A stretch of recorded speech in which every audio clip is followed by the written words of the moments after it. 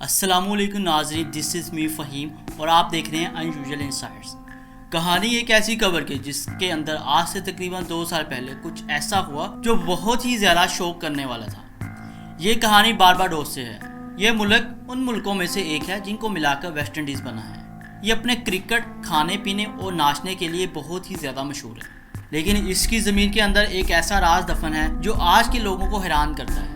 اس راز کو جاننے کے لیے آپ کو 19ویں صدی میں جانا ہوگا۔ اس وقت باقی ملکوں کی طرح اس پر بھی انگریزوں کا قبضہ تھا اور کافی سارے انگریز یہیں آ کر بس گئے تھے۔ انہی فیملی میں سے ایک فیملی تھی چیز فیملی۔ اس فیملی کا جو سربراہ تھا اس کا نام تھا مس چیز، اور وہ برٹش آرمی میں کرنل تھے اور وہ بہت ہی کرول اور غصے والے انسان تھے۔ وہ بارباڈوس کے لوگوں کو، جنہیں انہوں نے غلام بنایا ہوا تھا، بہت ظلم کرتے تھے، جس کی وجہ سے وہ بہت بدنام تھے۔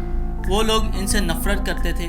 اس وقت جو شخص پیسے والا ہوتا تھا وہ قبرستان میں ایک پکی قبر خرید لیتا تھا تاکہ ان کی فیملی میں جب کوئی مرے تو اس کے تابوت کو اس میں دفنایا جا سکے۔ یہ کوئی عام قبر نہ تھی بلکہ زمین کے نیچے ایک پورا تہہ خانہ ہوتا تھا۔ کرنل تھامس بہت ہی امیر آدمی تھا، اس لیے انہوں نے بھی سال 1807 میں بارباڈوس کے آئس لینڈ علاقے میں قبر خریدی۔ یہ قبر زمین کے نیچے 3.7 میٹر گہری تھی اور 2 میٹر لمبی چوڑی تھی۔ جب تھامس نے یہ قبر خریدی تو اس کے اندر پہلے سے ایک لکڑی کا تابوت موجود تھا۔ وہ تابوت مسز تھاماسینا نامی ایک عورت کا تھا جو اس فیملی میں سے تھی جس سے تھامس نے وہ قبر خریدی تھی۔ مسز تھاماسینا کو جولائی 1807 میں ہی دفن کیا گیا تھا، اس لیے تھامس نے اس تابوت کو اس قبر میں ہی رہنے دیا۔ تھامس نے اس قبر پر ایک نیا نام لکھوایا اور وہ نام تھا دی چیز والٹ۔ اس قبر کو خریدنے کے کچھ دیر بعد ہی فروری 1808 میں تھامس چیز کی 2 سال کی بیٹی کی موت ہو جاتی ہے۔ موت کے بعد اس کی لاش کو ایک لیڈ کے تابوت میں رکھا جاتا ہے۔ لیڈ کا تابوت لکڑی کے مقابلے میں بہت ہی زیادہ مضبوط ہوتا ہے۔ تابوت کو اس قبر میں رکھ دیا گیا اور اس کو دوبارہ بند کر دیا گیا۔ اس کے تقریباً 4 سال بعد جولائی 1812 میں تھامس چیز کی ایک اور 12 سال کی بیٹی ڈورکس چیز کی بھی موت ہو جاتی ہے۔ اسے بھی لیڈ کے تابوت میں ڈال کر اسی قبر میں دفنایا جاتا ہے جہاں 4 سال پہلے اس کی چھوٹی بہن کو دفنایا گیا تھا۔ اس قبر میں اب 3 تابوت ہو چکے تھے۔ اس کے بعد صرف 1 مہینہ ہی گزرا اور اگست 1812 میں کرنل تھامس کی بھی موت ہو گئی۔ مگر جب تھامس چیز کے تابوت کو دفنانے کے لیے لوگ نیچے قبر میں گئے تو ان کے ہوش اڑ گئے۔ انہوں نے دیکھا کہ تینوں تابوت ادھر ادھر بکھرے ہوئے ہیں، جبکہ 3 مہینے پہلے ہی ان تینوں تابوت کو زمین پر سیدھا رکھا گیا تھا۔ پھر تھامس کے تابوت کو بھی اس قبر میں رکھ کر اسے بند کر دیا گیا۔ شروع میں تو لوگوں کو لگا کہ یہ کسی غلام کا کام ہے، کیونکہ جس طرح تھامس چیز اپنے غلاموں پر ظلم کرتے تھے، ہو سکتا ہے کہ انہی غلاموں میں سے کسی نے چیز سے بدلہ لیا ہو۔ لیکن یہ ایک آدمی کے بس کی بات نہیں تھی، کیونکہ قبر کے اوپر جو پتھر تھا اسے ہلانا بہت ہی مشکل ہے، اور وہ ایک آدمی سے ہلانا تو ناممکنات میں سے تھا۔ کئی لوگوں سے تفتیش کی گئی لیکن کوئی فائدہ نہ ہوا۔ 4 سال اور گزر گئے اور 1816 آ گیا۔ ستمبر 1816 میں اسی فیملی کے 11 سال کا بیٹا چارلس بریوسٹر کی موت ہو جاتی ہے۔ جب اس قبر کو کھولا جاتا ہے تو لوگ حیران ہو جاتے ہیں، کیونکہ اس بار بھی سبھی تابوت اپنی جگہ پر نہ تھے، بلکہ سارے تابوت ادھر ادھر اپنی جگہ سے بکھرے ہوئے تھے، جس کو دیکھ کر لوگ حیران ہو گئے اور لوگوں نے سوچا کہ شاید پوری چیز فیملی ہی بلا ہے۔ جیسے ہی تھامس چیز نے یہ قبر خریدی، ان کی فیملی میں لوگ مرتے ہی جا رہے تھے۔ کئی بار لوگوں نے تو کہنا شروع کر دیا کہ ان کی لاشوں کے اوپر کوئی کالا جادو کر رہا ہے، اور لوگوں نے اس قبر کے آس پاس سے گزرنا بھی بند کر دیا تھا۔ 2 مہینے گزرنے کے بعد نومبر 1816 میں چیز فیملی کے سیملی بریوسٹر کی بھی موت ہو گئی۔ اسے جب دفنانے کے لیے لے جایا گیا، لیکن اس بار کافی لوگ اکٹھے ہو گئے۔ سب تابوت اپنی جگہ سے ہلے ہوئے تھے، ایسا لگ رہا تھا کسی نے ان کو اٹھا کر پھینکا ہے۔ لوگوں کو یہ سمجھ ہی نہیں آ رہا تھا کہ تھامس کے تابوت کو اٹھانے کے لیے 8 لوگوں کی ضرورت پڑتی تھی۔ آخر کوئی کیسے اتنی چھوٹی جگہ پہ اٹھا کر پھینک سکتا تھا؟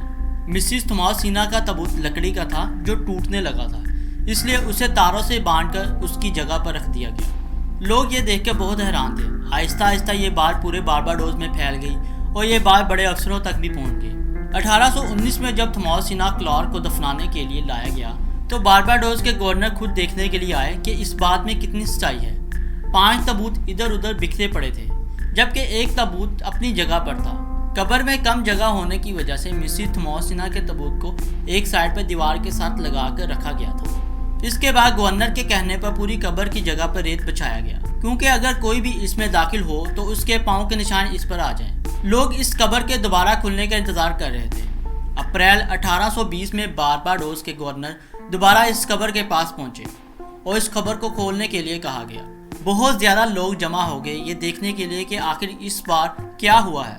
جب اندر داخل ہوئے تو انہوں نے ریت پر کوئی نشان نہیں دیکھے، لیکن کوئی بھی تابوت اپنی جگہ پر نہیں تھا۔ لوگوں کو یقین ہو گیا کہ یہ کسی انسان کا کام نہیں ہے۔ سبھی تابوت کو نکال کر کہیں اور دفنا دیا گیا اور اس قبر کو ہمیشہ کے لیے بند کر دیا گیا۔ آہستہ آہستہ جب وقت گزرتا گیا تو ایک کہانی سامنے آئی۔ ان کی جو بیٹی تھی ڈورک چیز، اس کی موت اس لیے ہوئی کیونکہ تھامس چیز اپنی بیٹی کو بہت مارتا تھا اور غلاموں کی طرح اس کے ساتھ سلوک کرتا تھا، جس کی وجہ سے ڈورک چیز نے کھانا پینا بند کر دیا تھا اور اس کی موت ہو گئی۔ اس نے خود کو بھوکا رکھ کر خود اپنی جان لی تھی، اس لیے کہا جاتا ہے کہ وہ سب اسی کی آتما نے کیا ہے۔ یہ کہانی اس لیے زیادہ مشہور ہوئی کیونکہ ڈورک چیز کو دفنانے سے پہلے سب کچھ ٹھیک تھا۔ تب سے لے کر آج تک 200 سال سے بھی زیادہ کا وقت گزر چکا ہے۔ انویسٹیگیشن ٹیمز آتماؤں پر یقین نہیں کرتی، اسی لیے انہوں نے 2 تھیوریز دی۔ پہلی تھیوری یہ کہ طوفان کے جھٹکوں کی وجہ سے ہوا، لیکن اس سے انکار کر دیا گیا کیونکہ اگر ایسا ہوتا تو سبھی قبروں کے ساتھ ہوتا۔ اور دوسری تھیوری یہ تھی کہ اس قبر میں بارش کا پانی بڑھ جانے کی وجہ سے ایسا ہوا۔ اس کہانی پر کافی حد تک یقین کیا جا سکتا ہے کیونکہ بارباڈوس میں اس وقت بہت بارش ہوتی تھی۔ اگر ایسا ہوتا تو وہ ٹوٹے نہیں ہوتے، اس لیے اس پانی والی تھیوری کو بھی خارج کر دیا گیا۔ آج تک کسی نے بھی اس قبر کو دوبارہ نہیں خریدا۔ اس قبر کو دیکھنے کے لیے آج بھی بہت لوگ وہاں جاتے ہیں۔ یہ سب کس نے کیا اور اس کے پیچھے کا راز کیا ہے، آج تک کوئی بھی اس کے بارے میں نہیں جان سکا۔ میں امید کرتا ہوں کہ آج کی کہانی آپ کو پسند آئی ہوگی۔ آپ لوگوں کے ساتھ ملاقات ہوگی اگلی ویڈیو میں، تب تک کے لیے اپنا بہت زیادہ خیال رکھیں۔